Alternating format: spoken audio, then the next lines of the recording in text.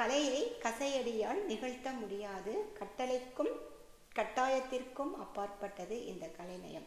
இது வந்து ரொம்ப எனக்கு பிடித்தமான வரிகள், இறையன்பு அவர்களுடைய வரிகள். ஸோ நம்ம செய்யக்கூடிய விஷயங்கள் எதுவாக இருந்தாலும் அதை நம்ம ரசித்து நம்ம வந்து அந்த இன்வால்மெண்ட்டோட நம்ம செய்யும் பொழுது நமக்கு அலுப்பு சலுப்பு இல்லை, நமக்கு லைஃப்பில் வரக்கூடிய எந்த விஷயமாக இருந்தாலும் கொஞ்ச நேரம் ஓகே அதை அக்செப்ட் பண்ணிவிட்டு இதை எப்படி நான் வந்து பாசிட்டிவ் ஆட்டிடியூடாக என்னுடைய வே ஆஃப் திங்கிங்கில் நான் கொண்டுட்டு வரேன், என்னுடைய பிஹேவியரில் என்ன சேஞ்சஸ் கொண்டுட்டு வரேன் அப்படிங்கிறது ரொம்ப முக்கியமானது. ஒரே சம்பவம் ஒரு இடத்துல நடைபெறுது, அதை வந்து வேறு விதமான மனிதர்கள், அதாவது பாசிட்டிவ் ஆட்டிடியூட் உள்ளவர், நெகட்டிவ் ஆட்டிடியூட் உள்ளவர், இவங்க 2 பேர் வந்து அதை எப்படி வந்து ஹேண்டில் பண்ணுறாங்க, இல்லை அந்த சுச்சுவேஷனை வந்து எப்படி எதிர்கொள்கிறாங்க அப்படிங்கிறத ஒரு கதையின் மூலமாக நம்ம இன்றைக்கி அண்டர்ஸ்டாண்ட் பண்ணிக்க போகிறோம்.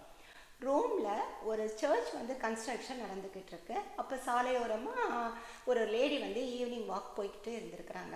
அப்போ அங்கே வந்து அந்த கட்டிட வேலையெல்லாம் நடக்கிறப்போ நிறைய பேர் வந்து அந்த பணியாட்கள்லாம் வந்து கல் உடைச்சிட்டு இருந்திருக்கிறாங்க. ஸோ இந்த லேடி வந்து ஃபஸ்ட்டு ஒரு பர்சன் கிட்ட போய் என்ன பண்ணிகிட்ருக்கிறீங்க அப்படின்ட்டு ரொம்ப ஒரு ஆர்வமாக கேட்டிருக்கிறாங்க.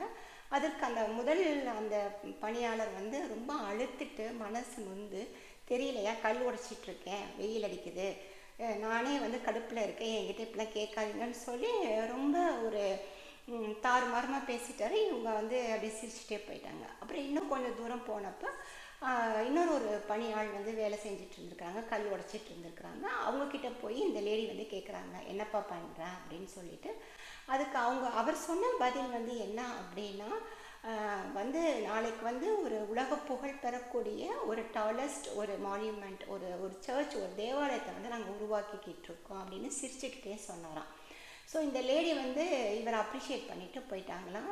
வேலை என்னமோ ஒன்று தான், ஆனால் அந்த ஆட்டிடியூட் இருக்கு இல்லையா, அந்த பர்சன் டு பர்சன் எவ்வளோ வித்தியாசப்படுது அப்படிங்கிறதான்.